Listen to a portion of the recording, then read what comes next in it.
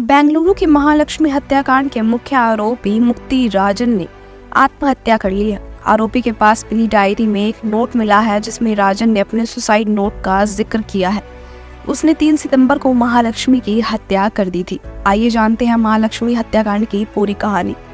बेंगलुरु में महालक्ष्मी हत्याकांड के मुख्य आरोपी मुक्ति राजन प्रताप रे ने आत्महत्या कर ली। पुलिस के मुताबिक पकड़े जाने के डर से आरोपी ने यह कदम उठाया है। आरोपी ने बुधवार को उड़ीसा में खुदकुशी कर ली। पिछले दिनों बेंगलुरु में दिल्ली जैसा श्रद्धा मर्डर केस जैसा मामला सामने आया था। बेंगलुरु में रहने वाली महिला महालक्ष्मी की बेरहमी से हत्या कर दी गई। उसे 50 से ज्यादा टुकड़ों में काट कर फ्रीजर में भर दिया गया। कर्नाटक पुलिस की कई टीमें महालक्ष्मी की हत्या के सभी पहलुओं की जांच कर रही है।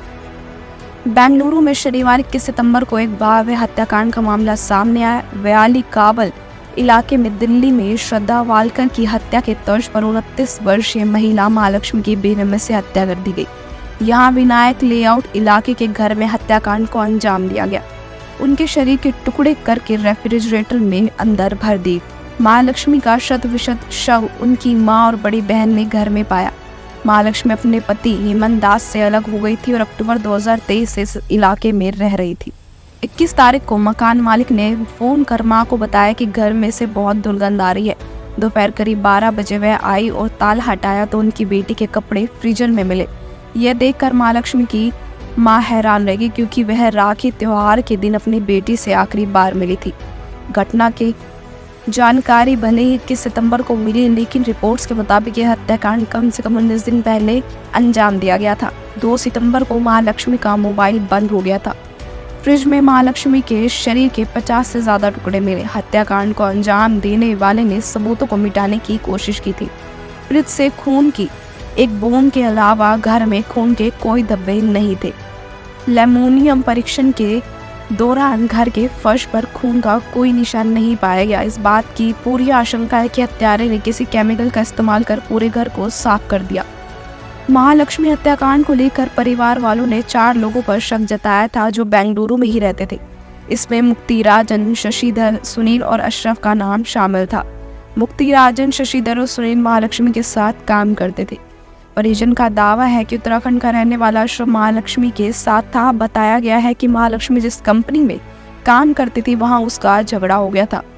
महालक्ष्मी के पति हेमंत दास ने बताया कि एक दिन जब उन्होंने महालक्ष्मी का मोबाइल फोन चेक किया तब पता चला कि वह अशरफ से संपर्क में है। घटना के बाद से ही बेंगलुरु पुलिस ने हत्यारे की तलाश में जाल बिछा दिया। आरोपी की तलाश के लिए कई टीमें गठित की गई।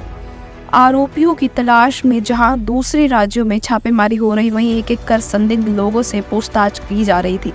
उधर आरोपियों की पहचान के लिए जब फोरेंसिक विज्ञान प्रयोगशाला के विशेषज्ञों ने महालक्ष्मी के घर की तलाशी ली तो कई उंगलियों के निशान मिले। इससे पुलिस को शक हुआ कि महालक्ष्मी की हत्या कई लोगों ने की है।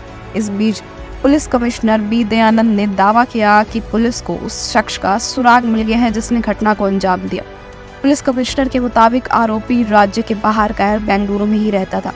हत्या करने के बाद आरोपी फरार हो गया और पुलिस ने आरोपी के लिए जाल बिछाया है। पुलिस जांच से पता चलेगा कि यह हत्या किस व्यक्ति ने करी और इसमें एक से अधिक लोग शामिल थे या नहीं। महालक्ष्मी हत्याकांड में 25 सितंबर को उस वक्त एक नया मोड़ आ गया जब पता चला कि मुख्य आरोपी मुक्ति राजन ने आत्महत्या कर ली। हत्या के मामले में पुलिस को उड़ीसा निवासी मुक्ति राजन पर शक था। वह उस मॉल में स्टोर मैनेजर था जहां महालक्ष्मी काम करती थी। संदेह है कि उसने यह कृत्य किया है। कई जगहों पर उसकी तलाश कर रही पुलिस को जानकारी मिली कि वह उड़ीसा चला गया। मिली सूचना के आधार पर पुलिस उड़ीसा गई। इस बीच पुलिस को पता चला कि मुक्ति राजन ने आत्महत्या कर ली। आरोपी के पास मिली डायरी में एक डेथ नोट भी मिला है। राजन ने नोट लिखा और कब्रिस्तान में आत्महत्या कर ली। भद्रक जिले के एसपी वरुण गुट्टीपल्ली ने गुरुवार को बताया कि बेंगलुरु पुलिस की एक टीम हाल ही में हुई एक महिला की हत्या की जांच के लिए यहां आई हुई थी। टीम ने कहा कि मुख्य आरोपी भद्रक था। इससे पहले कि टीम आरोपी को पकड़ पाती, मुक्ति राजन ने फांसी लगाकर आत्महत्या कर ली। पोस्टमार्टम के बाद शव को आरोपी के परिवार को सौंप दिया गया। आरोपी के पास से एक सुसाइड नोट मिला जिसमें उसने हत्या की बात को स्वीकार किया है। बताया गया है कि मुक्ति राजन डरकर उड़ीसा के भद्रक जिले में अपने गांव भाग गया था।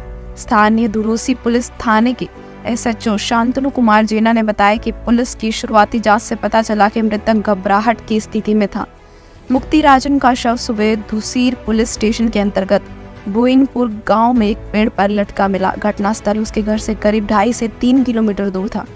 एसएचओ ने कहा कि पुलिस की जांच से पता चला है कि मृतक बुधवार करीब 4 बजे स्कूटर पर बिना किसी को बताए अपने घर से निकल गया था और उन्होंने सुबह 8:30 बजे इसकी जानकारी परिवार को दी। जब पुलिस घटनास्थल पर पहुंची तो उन्होंने कपड़ों से भरा एक बैग देखा जिसमें मुक्ति राजन के पिता के नाम पर पंजीकृत काले रंग की गाड़ी और एक कथित सुसाइड नोट बरामद किया गया। अधिकारी ने कहा कि यह एक तरह का कबूलनामा था। पुलिस ने कहा कि उसने अप्राकृतिक मौत की रिपोर्ट दर्ज कर ली है। पुलिस ने कहा कि महालक्ष्मी की हत्या के बाद मुक्ति राजन खुद को छिपा रहा था। रिपोर्ट्स के अनुसार उड़ीसा के फंडी गांव का रहने वाला राजन बुधवार सुबह ही घर आया था। वह कुछ देर पर घर रुका और रात को स्कूटी से बाहर चला गया। उसके बाद वह कहां गया किसी को नहीं पता, लेकिन बुधवार को उसका शव कुलेपाड़ा नामक कब्रिस्तान में लटका हुआ मिला। स्थानीय मीडिया रिपोर्ट्स के अनुसार महालक्ष्मी मल्लेश्वरम में एक फैशन फैक्ट्री में काम कर रही थी। उड़ीसा निवासी मुक्ति राजन यहाँ टीम लीडर था और इसी दौरान दोनों के बीच नजदीकियां बढ़ गई। दोनों 1 सितंबर को काम पर आए और अगले दिन एक साथ छुट्टी ली। महालक्ष्मी ने अपनी मां को फोन करके कहा कि वह घर आएगी।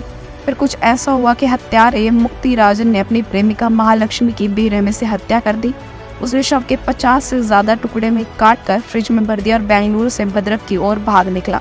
रिपोर्ट्स के अनुसार राजन ने अपनी डेथ नोट में जिक्र किया है कि उसने 3 सितंबर को महालक्ष्मी की हत्या कर दी थी। राजन ने लिखा कि 3 सितंबर को जब वह महालक्ष्मी के घर गया तो यह जुल्म किया। निजी मामलों पर उसने झगड़ा किया था। फिर उन्होंने मुझ पर हमला कर दिया जिससे मुझे गुस्सा हो गया, मैंने उसे मार डाला। इसके बाद मैंने इसके 59 टुकड़े बनाकर फ्रिज में रख दिए। नोट में राजन ने हत्या की वजह का खुलासा करते हुए बताया कि उसने महालक्ष्मी के व्यवहार से तंग आकर इस कृत्य को अंजाम दिया। आरोपी राजन ने पहले महालक्ष्मी का गला दबाकर हत्या की, फिर हेक्सा ब्लेड से काट दिया। उसने बाथरूम में महालक्ष्मी के शरीर के कई टुकड़े किए, फिर शव को फ्रिज में भर दिया। पता चला कि सबूत मिटाने के लिए बाथरूम को तेजाब से साफ किया गया था।